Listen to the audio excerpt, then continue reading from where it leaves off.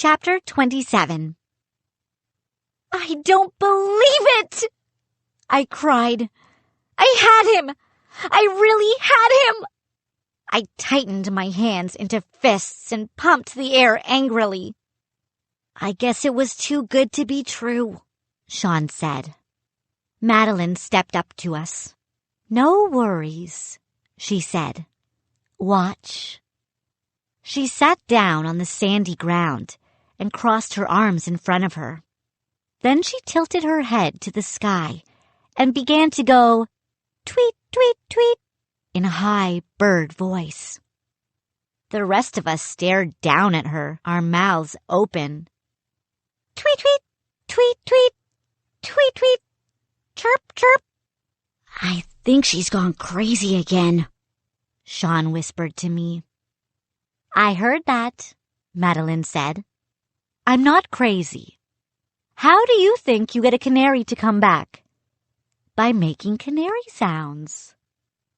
She turned away from us and began chirping and tweeting again. Sean and I exchanged glances. Did she really know how to call a canary back?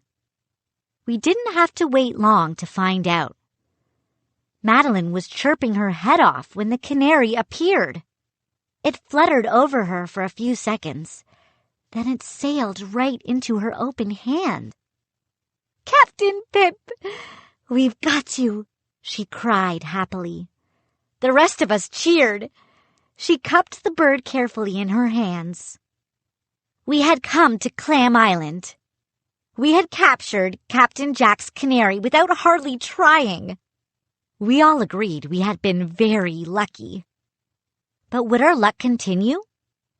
The answer was definitely yes. We found a little wooden birdcage in the village store that we could carry Captain Pip in. Lucky.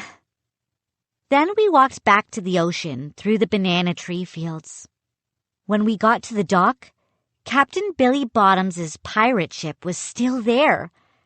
Very lucky. We crept on board and quickly discovered that the ship was empty. That's because Captain Billy and all his men were on Clam Island searching for us. The four of us lifted anchor and we set sail in Captain Billy's ship. Very, very lucky. Salty and Pepper found a map in the captain's cabin, and we followed it on a calm sea right back to Sea Urchin Cove, Uncle Jim's town. Luck, luck, and more luck. By the time we climbed off the ship at the little dock in front of Uncle Jim's house, we were very happy. In fact, Sean and I were so happy, we did a crazy dance on the beach, flinging our arms in the air and shouting at the top of our lungs. I've never been more happy or more excited, and I could see that Sean felt the same way. Of course, as we carried the cage with Captain Pip to the gray house over the shore, we knew we still had to face Jack the Knife. And that's when our luck ran out. He was waiting in the front room when the four of us came bursting in. We were all excited, all talking at once. I saw Celeste, sitting up against the wall, her green eyes wide with surprise. The other pirates were all there, and their empty jack-in-the-boxes were still scattered over the floor. Captain Jack raised his hook to silence us. He squinted at the wooden cage. "Well, I see ye all made it back," he said. "What have ye brought me?" "Here he is, Captain Jack," I said, handing him the cage. "We did what you asked. We brought back your canary."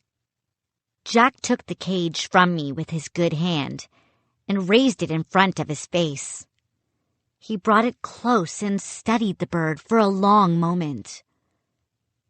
Then he turned to me with a low growl. "Sorry, that's not Captain Pip," he said.